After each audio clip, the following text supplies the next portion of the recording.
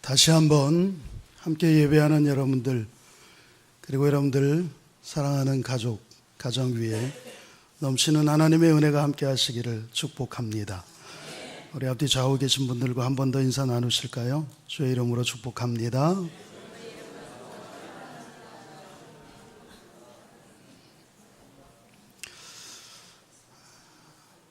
어제 제가 굉장히 기분이 좋았어요. 전화 한 통을 받고 기분이 굉장히 좋았습니다. 근데 오늘은 더 좋습니다.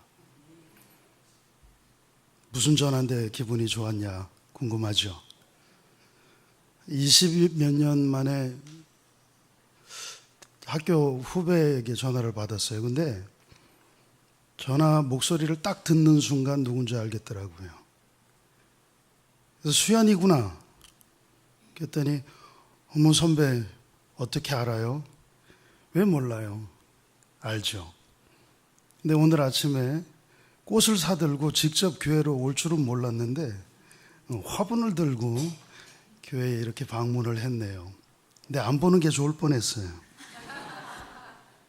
전화 받았을 때는 20몇 년 만에 만났는데 그때 그 대학생 때 풋풋하던 그 목소리 그대로 웃음소리까지. 그래서 저도 젊어진 것 같고 굉장히 기분이 좋았는데 오늘 보니까 아줌마네. 세월이 그냥 지나가지 않고 흔적을 이렇게 남겨놓고 갔네요. 그래도 예배에서 함께 만나니 너무 좋습니다. 세월의 흔적이라고 하는 거는요, 자연스러운 겁니다. 하나님의 피조물, 하나님이 창조하신 하나님의 피조물은요, 자연스럽게 세월의 흔적이 묻어야 그게 정상적이에요. 일부러 그 세월을 거스르려고 너무 애쓰지 마세요. 이거 자꾸 배고 땡기고 그러면 나중에 이거 안 감겨요. 자녀들이 섬뜩합니다. 돌아가시면 편안하게 주무시는 것 같아야 되는데 이게 내려놓으면 땡기니까 또 떠지고 내려놓으면 떠지고 너무 땡기지 마세요. 우리 권사님 한 분이 사진 안 찍을래요? 주름이 져서 사진 찍지 마세요. 괜찮아요. 자연스러운 아름다움입니다. 그런 흔적들은 괜찮아요. 후배가 저보고 목사님도 뭐 머리 허해지고 하나도 안 옛날 같네요. 자연스러운 겁니다. 그런데 그런 흔적은 괜찮아요. 나이가 들면서 세월의 흔적이 묻는 그런 흔적은 괜찮은데 이 좋지 못한 그런 흔적들이 있어요. 어디 설악산 같은 데 가면 바위에다가 자기 이름 막 새겨놓은 거, 그런 거 보셨죠? 관광지 경복궁 기둥에다가 아무개 다녀감 이렇게 써놓는 거 아주 보기 싫어요. 마태복음 16장에 보면 베드로가 예수님에게 신앙 고백하는 장면이 나옵니다. 사람들이 내게 뭐라고 하더냐 예수님이 물으니까 더러는 엘리야라 하고 더러는 선지자라 하고 아이 너희들은 나를 누구라고 생각하느냐 그랬더니 베드로가 주는 그리스도시요 살아계신 하나님의 아들입니다. 근데 주님이 그걸 기쁘시게 여기시고 이것을 너에게 알게 한 이는 하늘 아버지다 그러시면서 주님께서 그 신앙 고백의 그 반석 위에 교회를 세우겠다고 말씀하시잖아요. 음부의 권세가 해하지 못하는 교회를 세우시면서 베드로에게 천국 열쇠를 주십니다.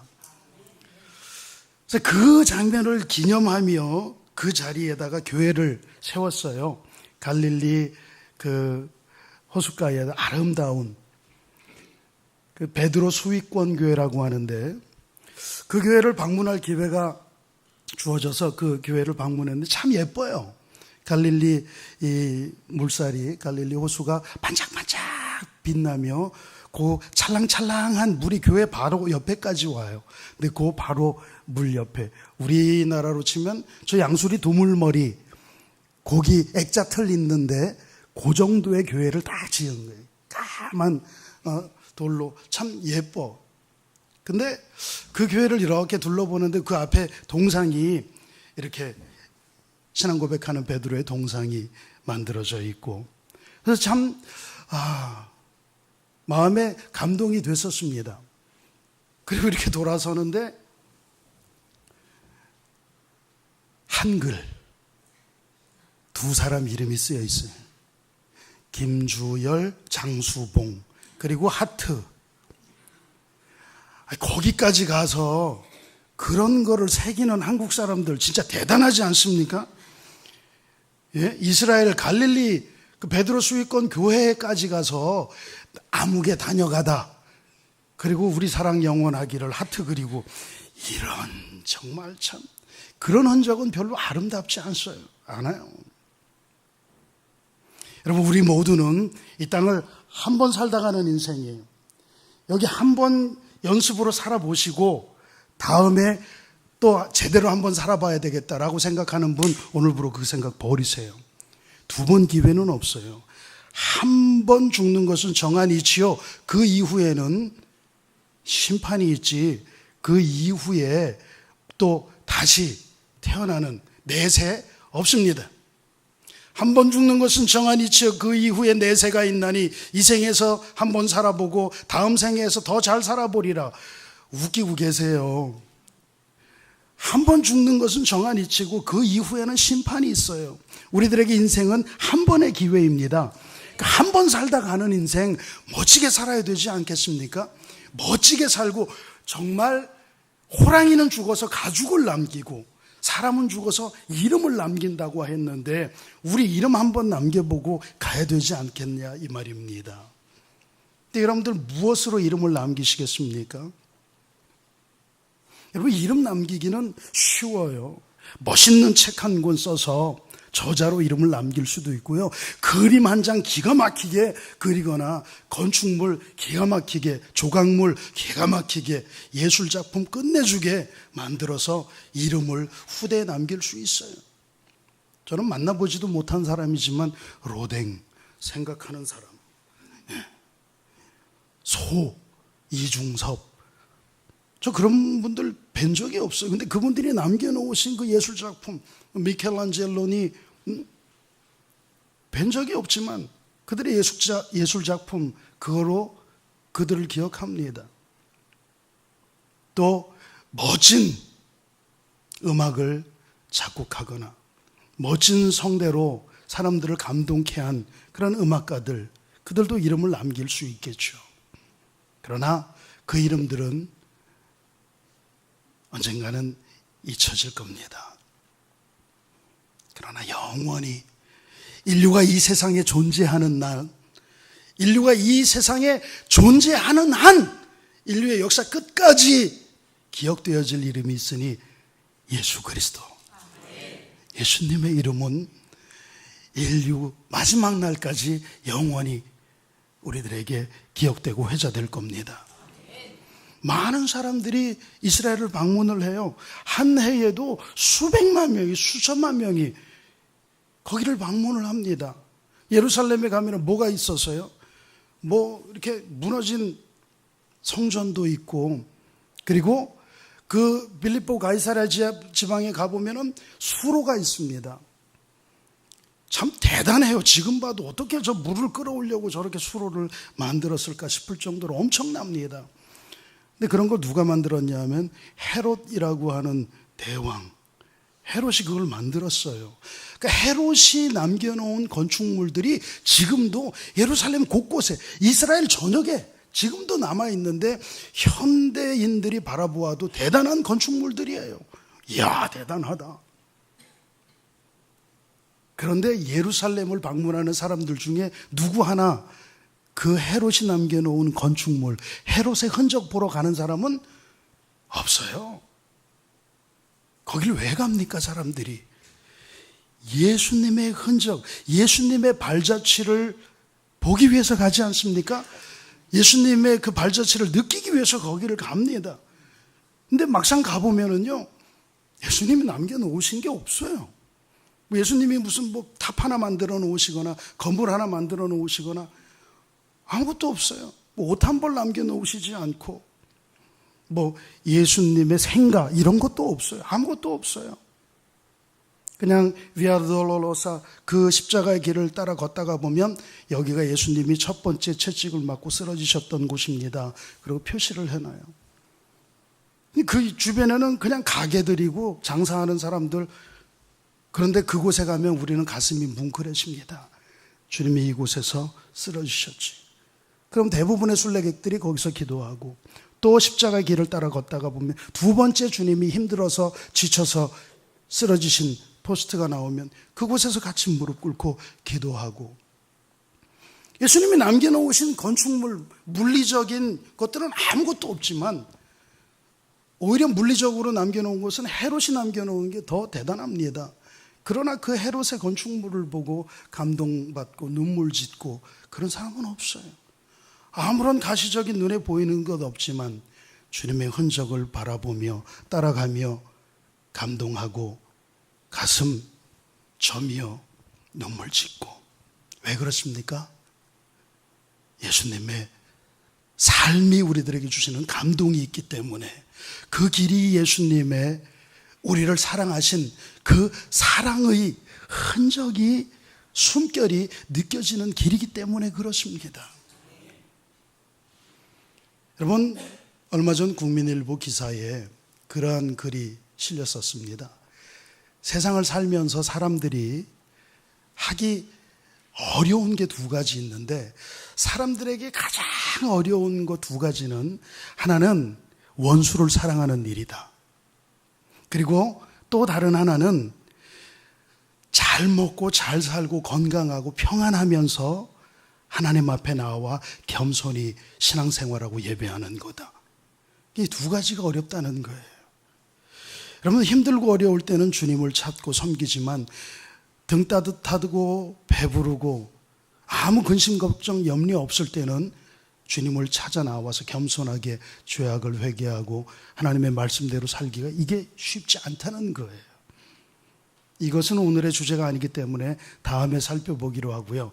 오늘 우리의 말씀과 부합되는 원수를 사랑하는 게 사람들에게는 쉽지 않다, 어렵다. 여러분, 사랑이 어느 영역일까요? 우리 사람들의 영역일까요? 사랑은 본질상 우리의 영역이 아닙니다. 하나님은 사랑이시다. 저기 누가 세는기블라에서 썼는지 참 잘 써놓으셨어요. God is love. 하나님은 사랑이시다. 아멘이죠. 하나님은 그 사랑 그 자체이십니다. 그래서 사랑의 주체는 하나님이셔요. 하나님은 사랑 그 자체이시면서 또한 사랑을 행하게 하시는 주체가 되시기도 하십니다. 근데 사람들은 내가 사랑한다고 생각해요. 여러분, 우리가 사랑하는 게 아니에요. 하나님이 사랑이 우리를 이끌어 가셔서 우리로 사랑하게 하는 것이요. 내가 어떻게 사랑합니까? 여러분, 좋아하는 것과 사랑하는 것을 착각하지 마십시오. 제가 얼마 전에 말씀을 드렸죠. 하나님 좋아하면 안 됩니다. 하나님을 여러분들 팬으로 생각하면, 여러분들이 하나님 팬이 되면은 안 돼요. 무슨 남진 팬, 나훈아 팬, 뭐 이미자 팬, 뭐 그런 팬 있잖아요. 하나님은 우리가 연예인들 팬으로서 좋아하는 그런 대상이 아니에요. 하나님 좋아하면요, 언젠가 싫어지면 떠날 수 있다는 이야기입니다. 여러분, 좋아하던 음식 입맛이 바뀌어서 그래서 안 땡기면 그거 다 안 먹죠. 하나님은 그런 분이 아니셔요. 내가 생각하는 그런 사랑, 아니 죽고 못 산다고 사랑합니다, only you, 그대밖에는 없어요, 당신 없으면 안고 없는 찐빵이고 그대 없는 삶은 고무줄 터진 뭐고 뭐 그러면서 죽고 못 산다고 그래서 결혼하고는 별것도 아닌 것 같고 싸우고 헤어지고, 그게 사랑입니까? 고린도전서 13장의 사랑은 뭐요? 오래 참고 온유하고, 시기하지 않고 다투지 않고 분내지 않고 성내지 않고, 뭐 그렇게 우리는 잘 알고 있지만, 그런데 조금 내 마음에 맞지 않으면은 다투고 헤어지고, 그 사랑은 아니에요. 사랑은 끝까지 이해하고 용서하는 겁니다. 용서하는 것이 사랑입니다. 용납하는 것이 사랑입니다. 받아들이는 것이 사랑입니다. 언제까지요? 끝까지.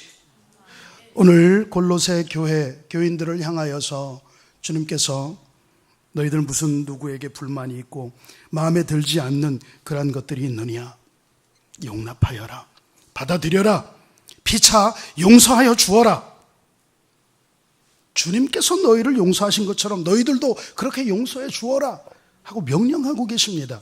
이거는 골로새 교회 교인들에게만 하신 말씀이 아니라 오늘 저와 성일교회 여러분들에게 주신 하나님의 말씀입니다. 내 마음에 맞지 않으면 용납 안 해요. 나하고 좀 틀리면 이거는 적이 되는 겁니다. 이건 하나님이 우리들에게 원하시는 게 아니에요. 다름을 인정하고 용납하고 용서할 수 있는 그러한 사람들이 되라고 주님 말씀하셔요.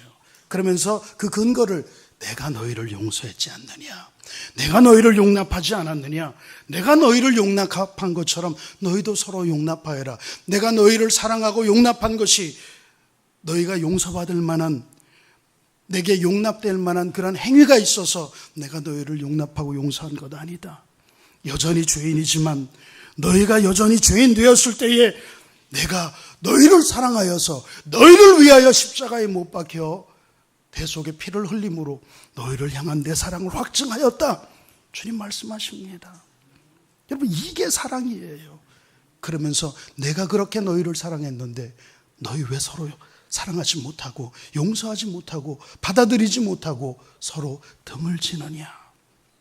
사랑이야말로 모든 것을 온전하게 매는 띠니라 말씀하십니다. 여러분, 보자기에 막 여러 가지 좋은 거 다 쌌어요. 근데 그 끈으로 묶지 않으면 덜렁 들고 가면 다 흐릅니다. 가방 안에 이번에는 좋은 거 다 넣었어요.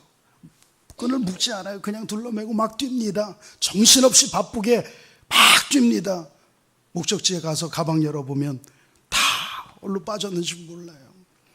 여러분, 교회가 선교도 좋고 교육도 좋고 봉사도 좋고 구제도 좋고 친교도 좋습니다. 그러나 그 모든 것들 위해 사랑으로 띠를 매지 않으면 선교도 필요 없어요. 봉사도 필요 없어요. 구제도 필요 없어요. 예수님께서 가르쳐 주신 가르침 가운데에 너희가 예배드리다가 형제와 불화한 것이 생각나느냐?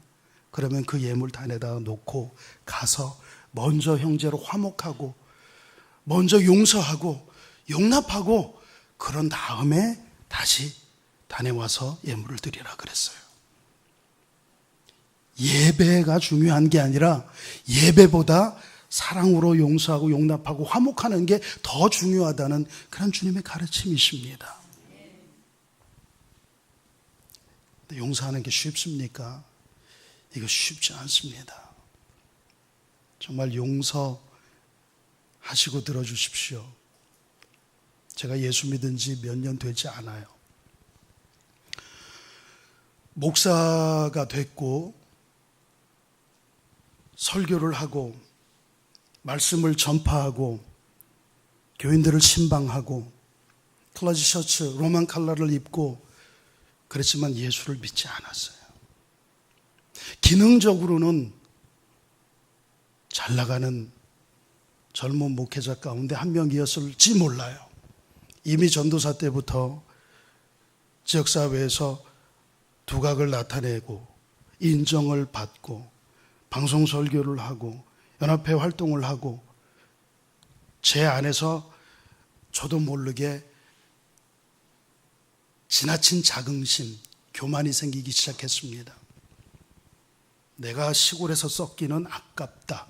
나 정도 되면 내가 인물이 딸리냐, 몸매가 떨어지냐,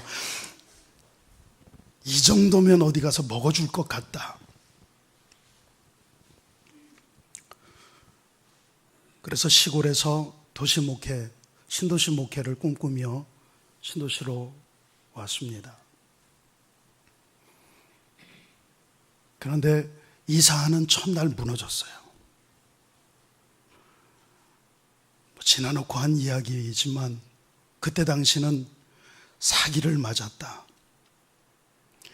제 안에서 분노가, 참을 수 없는 분노가, 억제할 수 없는, 절제할 수 없는 그런 분노가 올라오는 것을 이걸로 통제를 못하겠더라고요.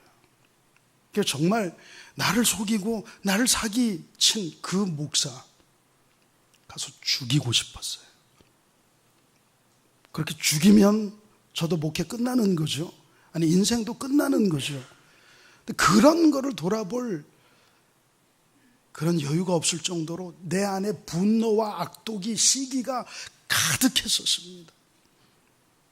정말 죽고 싶었고, 그런데 나 혼자 죽을 수는 없고, 나를 이런 상태로 만든 그 인간 죽이고, 그 정도로.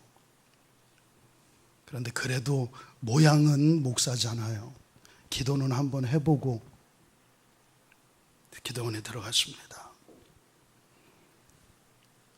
그래서 기도하면서 저를 발견했어요. 그때 제게 주신 은혜의 말씀이 시편 말씀인데 아삽의 시입니다. 내가 하나님의 은혜의 성소 안에 들어갔더니 내가 세상 사람들을 향해서 분노하고 용서하지 못하고 그들을 향해서 저주하고 일삼고 그랬더니 내가 주의 성소에서 주님을 만남에 내가 짐승 같더라. 근데 그 말씀이 확 나에게 닿으면서 내가 누구를 저주하고 누구를 욕하고 그럴 입장이 아닌데, 사실은 제가 목회지를 옮기면서 하나님 보고 옮긴 게 아니라, 사명과 비전으로 옮긴 게 아니라 돈 65억, 그 65억에 눈이 멀어서 65억짜리 건물, 거기서 시작하면 나 정도면 되겠지 하는 자부심과 교만, 거기에 이끌림 받은 저 자신을 하나님이 보여주시더라고요. 네가 짐승이고 네가 죄인이고, 그런데 네가 누구를 저주하고 누구를 욕하느냐. 그래서 하나님이 제게 너 65억이 크니 내가 크니, 65억짜리 교회 건물에 대한 환상을 무너뜨려 버리시고 그 욕심에 사로잡혀 있는 짐승 같은 나의 아집을 깨트려 버리시고 그렇게 주님이 만나 주시니까 다 녹아지고 용서가 되더라고요. 여러분, 누가 누구를 용서합니까? 우리는 용서 못해요. 그런데 내 안에 주님께서 들어오시면, 주님이 여러분들을 인격적으로 만나 주시면, 주님과 교제하시면 할 수 있게 되더라니까요.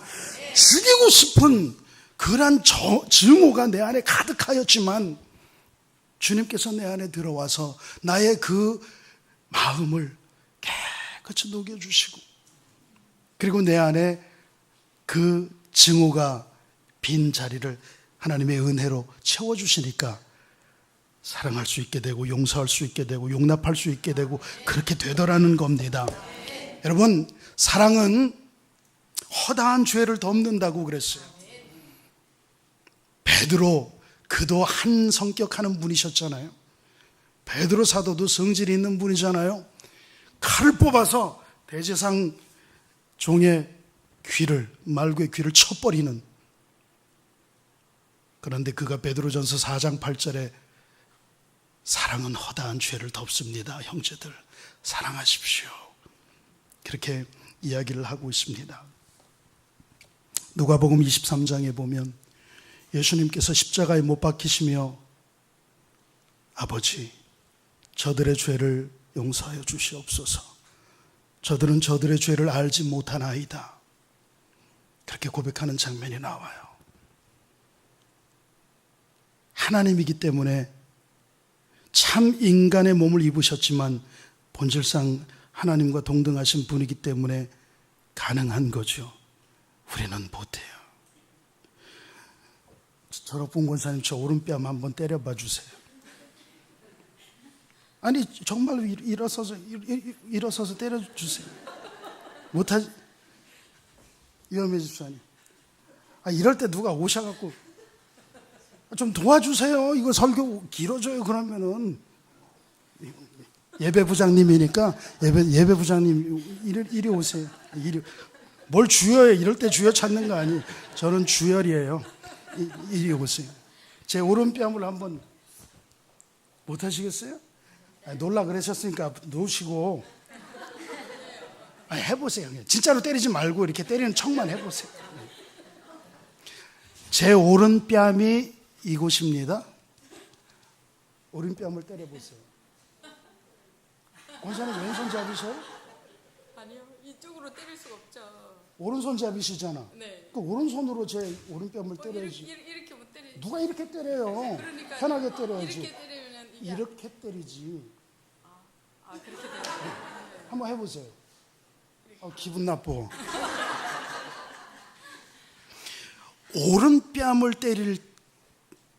오른뺨을 맞는다면 대부분 우리가 오른손잡이인데 오른손잡이가 때리면 어디를 맞아요? 왼뺨을 맞잖아요. 그런데 오른뺨을 맞으려면 상대방이 이렇게 때리는 게 아니라 이렇게 때려야 돼요. 이렇게 손등으로 때리면 왼뺨이 아니라 오른뺨을 맞게 되어 있어요. 여러분, 손등으로 사람을 치거나 그럼 기분 나쁩니다. 또 고대 근동사회에서나 서양에서도 마찬가지예요. 장갑으로 얼굴을 이렇게 왼뺨을, 그러니까 왼쪽으로 오른뺨을 툭 치면 이거는 결투신청입니다. 멸시하는 거고요. 모멸감에 젖게 하는 거예요. 그런데 상대방이 나의 오른뺨을 쳤어요. 이렇게. 기분 나쁘. 이렇게 때려도 기분 나쁜데 이렇게 때렸어. 여러분, 이쁘다 그럴 때 이쁘다 이래요? 이쁘다 그러죠. 그러잖아요. 이쁘다. 근데 이쁘다 이거 아니에요. 이거는 저리가 싫어, 미워, 굉장히 이게 네거티브한 부정적인 그런 겁니다. 그런데 23장 쭉 읽어보세요. 이렇게 때리는 것도 기분 나쁜데 또 침도 뱉었어요. 저주했어요. 욕했어요.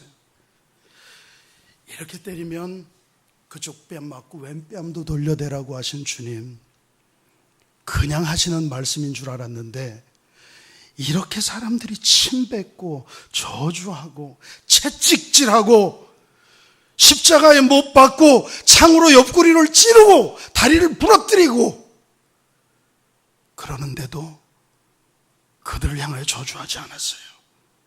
아버지께 그들을 벌하기를 기도하지도 않았어요. 저들은 저들의 죄를 알지 못해서 저런 일을 행하니 저들을 용서하여 주시옵소서 하고 기도합니다.